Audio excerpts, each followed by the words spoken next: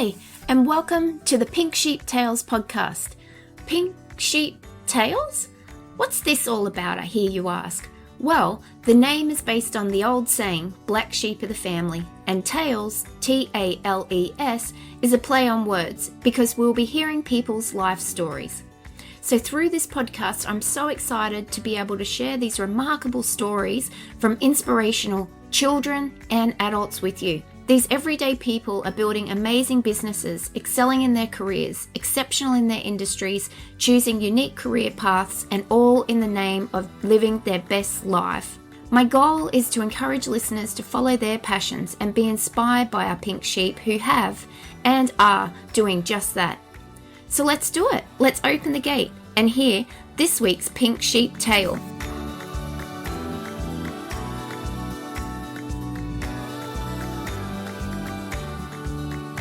I remember when I was at uni, I didn't get the OP for the course I wanted. So I spent a year doing another course to upgrade to get the points. Well, that's right. If you not just do that? Well, if you don't like the way that this university does the entrance scorings for this course, maybe you could go to a different one. Yes. But it's interesting. Like, it would really be interesting to know. Well, yeah, I'd like to see how this goes and then what the impact is on whether this actually increases their enrollments or it actually just turns more people off. Because I'm fairly passive aggressive and I hold grudges. So if it was me, this would be like I'm definitely not going here now kind of moment, even if I had met the entry requirements now, or if I had met the entry requirements before getting the extra points. I'd be like, if you think we're idiots, because, like, if you already thought that we were rubbish at this, like, then I don't need your help. Yeah. But perhaps I am being naive about the kind of oppression that this university believes that women are facing in high school. Maybe it is justified. But it is very disturbing if it is justified. If the kind of academic discrimination that teenage girls are facing in high school is the equivalent discrimination that an ill child experiences academically. That is very concerning. Yeah. So I would just really be interested to know did they have a bunch of girls going, we want to get in. Yeah. Or was it just someone in an office who's like, oh, look at it's like, we've got to do something. We've got to do something. What can we do? But there was actually no problem. Yeah. Like, are they looking at the other degrees where they're higher in females and go, oh, well, we'll lower the problem, do whatever to get males in it? The problem with when you do something like this and it goes wrong is that it makes it even harder to try and do something again. So if this university, like, has a go and they're like, oh, actually it went really badly, we've got a lot of really negative press and we actually lost half of our female enrollments, so we've got even less women in our course. Now we don't even have the funding to try anything new, and everyone hates us and we can't do anything. Like, it's even worse. Well, I was very surprised when I heard it on the radio, and I thought, good on that young man for calling up, and because he was saying exactly the same thing. Well, I feel like incentive-based encouragement is better to attract people. So, like, you either make the conditions better or you offer something like scholarships. So what you would do is, like, you offer scholarships for your minority group that is disadvantaged, or you offer better conditions. Like, if you've decided that you are perhaps trying to target mature age women or something like that, then perhaps you put in free childcare at your engineering department or something like that. You find out something that is attractive to the group that you're looking at, and you you use it as the carrot to dangle. This is like negging them. Are you familiar with the concept of negging? I'm not sure. Yeah. It's basically like, oh my God, I would never have that much confidence to go barefaced to a dance. You know? Yeah. You were saying that you're in a female engineering group? Yes. So I have that group is? I have a blog, and I have a co-blogger, and her name is Sarah. She's a mining engineer in Scotland. And it's called A Heady Journey, and it's named after Hedy Lamarr, who you might know as a film star, but she was also the inventor of a wireless technology which is used, you know, in wireless. And they used it during the Second World War. So our blog is named after her. Oh. And how long have you been doing that? For a couple of years, but we've had a little bit of a quiet spell while Sarah's been doing her masters. Oh.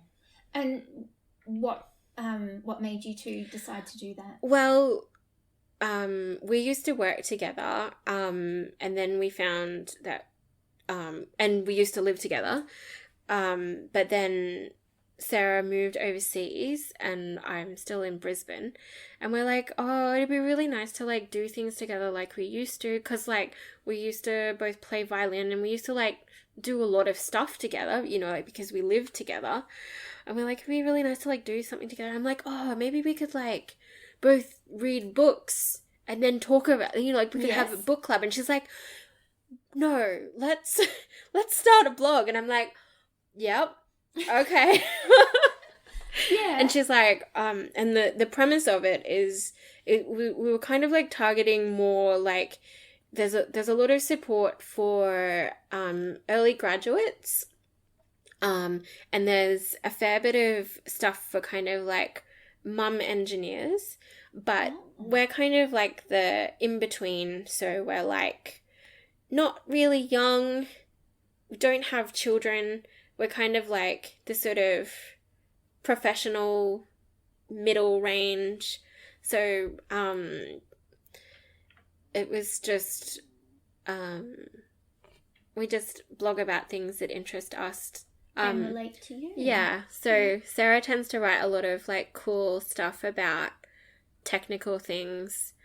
Like she's written about some of the places that we visited. We went to this really cool dam in Scotland, which is a Falkirk wheel, and you like, it's is it a dam or is it a lock? Anyway, it fills up. You go in the little boat. Yeah, and you go in the lock. Yeah, it's a lock, and then it's a wheel, and so you go in the boat, and then it's like a Ferris wheel and a boat at the same time. What? You can read about it on my blog. Yes.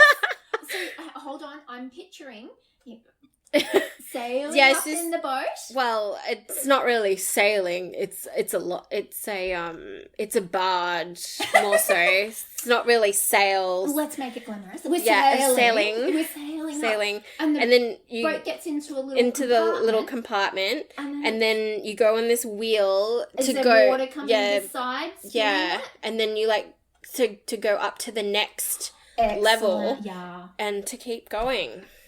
It's really cool, and it's near where all the there's these really large statues of water kelpies. It's a beautiful area. Oh wow! As you know, I've just been overseas. Yes. And when we went with my mum, and when we went to Porto, we did a cruise along the River Douro. Yeah. So going up from Porto into the wine country. Beautiful. The most exciting thing for my mum was going through the locks. It's so exciting because, she was so excited. You know, like, we don't have locks around here. No. You know, we don't do barges, we don't do canals, because it's not the right settlement. Like, we didn't have European settlement at the right time for the trading to make sense here, and we weren't densely populated for that to make sense. So we don't have No. locks here. No, I think Mum was saying, is it the Murray River? She was thinking she'd have to go down to the Murray River because she was really interested in going on a lock. Like, this was a big thing in her life that I didn't realise. They do have canals in Townsville, but I don't think they have any locks. Oh, well. And in fact, I'm not sure if you're allowed to go in the canals in Townsville. Or, I don't know. But I'm pretty sure it's the Murray River has one. At least one, because I know. Right, okay. So she was tossing up whether to go on this cruise, and I'm thinking, this is awesome. Why are we having to think about this? And then she heard about the locks. Oh, she's on it. And Righto. Yeah, it was so exciting. We went on I think they call it the deepest lock in Europe. Oh, so then. Yes, well, we sailed up, got in our little lock, and they closed the door behind you. And yeah, it was really, it happened so fast. Yeah. But at the same time, it's like, this is pretty full on. Oh my God. So I think we did, it was 2 or 3. But yeah. Just find it fascinating because, and also it's not really my discipline of engineering. I'm like, why would you even think of this? It's a brilliant like idea. Water stairs. Yeah. Yeah. So we were loving it. And people were on the bridges above it and all fascinated as well. And yeah, so that was the highlight of Mum's Douro River cruise. But yeah, so that was just very interesting. So back to I didn't go on a little Ferris wheel one. That no, awesome. I think it's quite unique. It's quite unusual. But yeah, there's some interesting stuff on our blog. So I'll pop the link to your blog in our show notes. Yeah, but we've had a little bit of a break, but that's okay. There's still a lot of stuff on there. I've had a little break too. I had a break for my little cruise, my little trip overseas, and now getting back into it. So it's really good. You're my first little interview since I've been back. Special. Yeah. I was thinking, will I say season 2? No. No, I won't, because who knows how long each season will go. Don't put labels on it. No, I'm not. It's just, I'm back.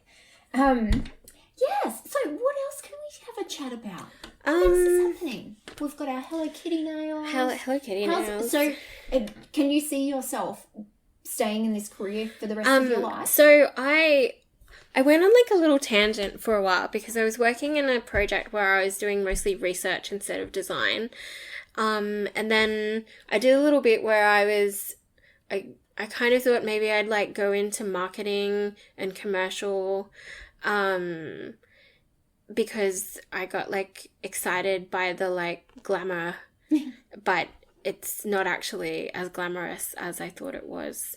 I did a debate with our for work for HR. And then one of the marketing people is like, oh, like, we like what you have to say. Maybe you'd like to like come and talk to us. And then I worked in the commercial, like in the interface between the commercial team and the engineering team for a bit. But in the end, I actually took the role that I'm currently at. And I thought it was going to be more project-based, talking with the recruiter. And it ended up being like a bit more technical when I went into the interview, and I'm like, look, I don't really know if this is me. I've been like sort of stepping more away from the details. I thought it was going to be a bit more sort of project engineer, which is like you have technical knowledge, but you're really kind of, it's more just like organizing. And my now boss said, she's like, don't be silly. You can do it. I know you can do it. And you only have to do it for 6 months. And then we can move you to a different team if you don't like it. And I'm like, okay, I'll do it. But I actually really like it. And she picked it really well. So I definitely think that I could just continue to do this, because I did have a bit of a reflection about going in a different direction, and I came back So I think that's kind of made up my mind that I do actually find it very rewarding. Oh, that's great. And it can be like stressful, and it's not really the kind of job that you can stop thinking about all the time. You know, like if you sort of, like I've worked in retail previously, and you just stop thinking about it when you leave. But you can't really do that because I don't have a cross shift or anything. So my problems are always my problems, and they carry over to the next day. But I get compensated for that level of responsibility, and that's okay. Yeah. So, do you know the other girl who was in your graduating class? Yep. Do you know what job she went into? Yes. So she is in Sweden at the moment. So she married a lovely Swedish IT professional. And so she's working as a engineer for a control systems company. Oh. And she's an electrical engineer. And the girl in the course, in the year below me, she's working for the electricity price regulator. Oh, wow. She's got a really interesting job. If you talk about niche careers that engineers can get, hers is very specialized. Oh, it is actually very interesting. It's kind of almost like the stock market, but electrical engineering. Oh, wow. Like, it's very, very interesting. Does she live in Brisbane? She's between Brisbane and Melbourne at the moment because her partner is in Melbourne. Wow. So, if you had finished your degree, well, you have finished your degree, what if when you finished it, you went, no, I would like to do something else? I do actually have a friend who did that. Oh. So she was doing mechanical engineering. Actually, I have a couple of the women that I studied engineering with, not necessarily in the electrical discipline, but in our larger cohort. I think one of them, two of them, three of them are not working as engineers. So one of them is a science teacher. One of them is a doctor. The other one worked as a paramedic for a while and is studying medicine at the moment. Wow. And so there weren't many of us, and to have actually that many sort of leave probably gives you an indication of the kind of conditions. And haven't they gone into caring roles? Yes. Yeah. Isn't that interesting? It is interesting. But being a science teacher is actually, so you only need, I think, a year of study based on the qualifications that we currently have. So that's probably the easiest professional thing to retrain for. Like, that would probably be, like, easiest to, like, that's a sensible route. Do you know why they decided to go to different fields? The woman who had who became a teacher, I think, had a negative experience during her vacation work. But I don't know that was the only reason that she chose education, because obviously it's a very rewarding career to take, and also it provides a lot of flexibility, and it means that you can, like, my mother is a teacher and she always had a lot of sort of opportunity with, like, flexibility and stuff, and it means that you can have a family and it's a bit easier, and and her husband was quite successful, and I think it has meant that, like, as a team, that they've been able to have really good decisions together. lot more, not opportunities, but more options available to them. Yeah. But I don't know. You can't speak for other people, so I have no idea what was actually going on in her head. But I do remember her having a negative experience during her vacation work, I suppose that's very potluck, sad. really. Yeah. So you've had great experiences. Yeah. Yeah. Oh. Well, no, they've not all been great. Would you say the majority? Yeah. But yeah, it's not to say that it's perfect and can't be improved. What would you like to improve? We used to have this joke about men with mustaches at mines. As the bigger the mustache, the more sexist they were. Oh. Because they would be the kind of men who'd like pull women away from their jobs to cut a cake because, it was a woman's job. Oh. Or they'd like interrupt the senior geologist to do some photocopying for them. So things like... So this has happened in my life, and I'm not that old.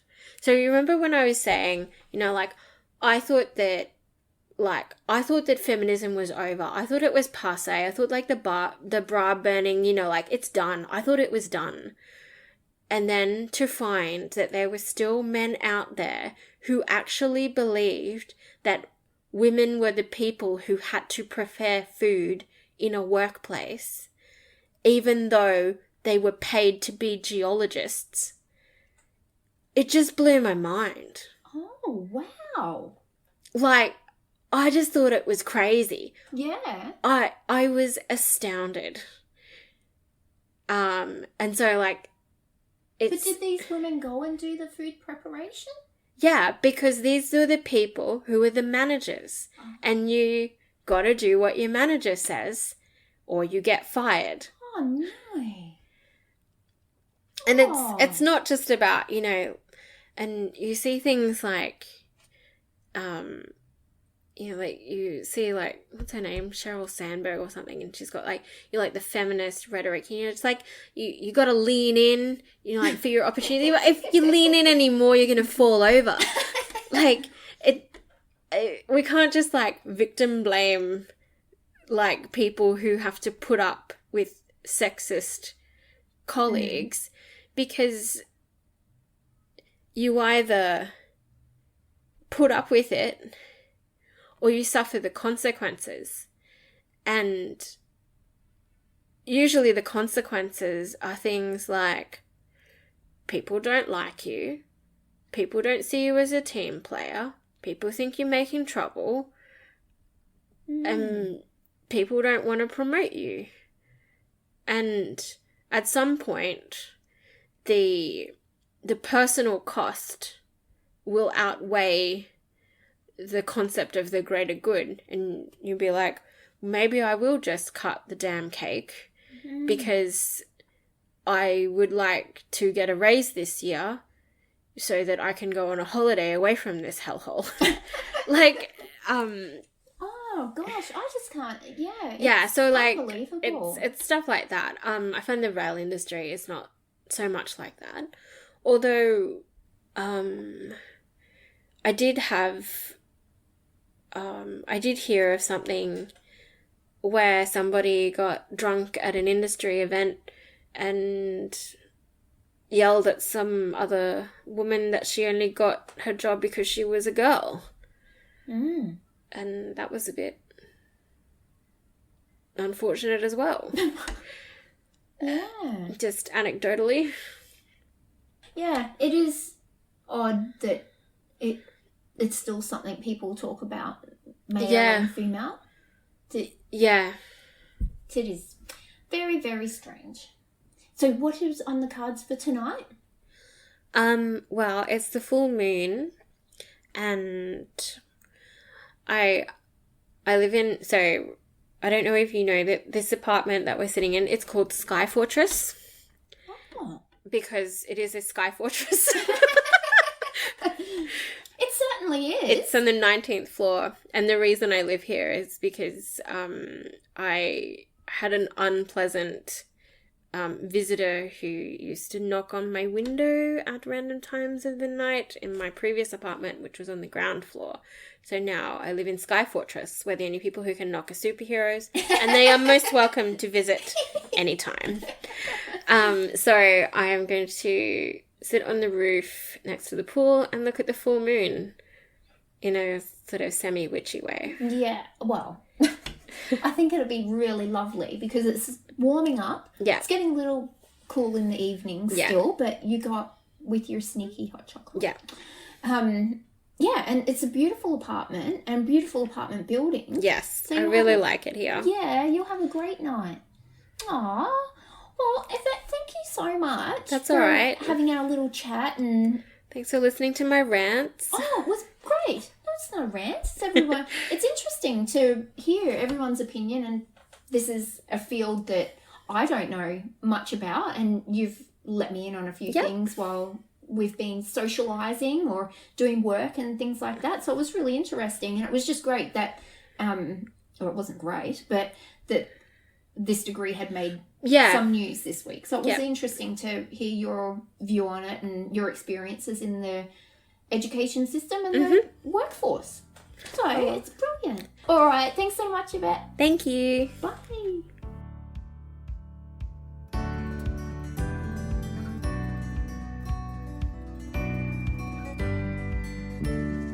Thank you for listening, and I hope you really enjoyed this week's tale.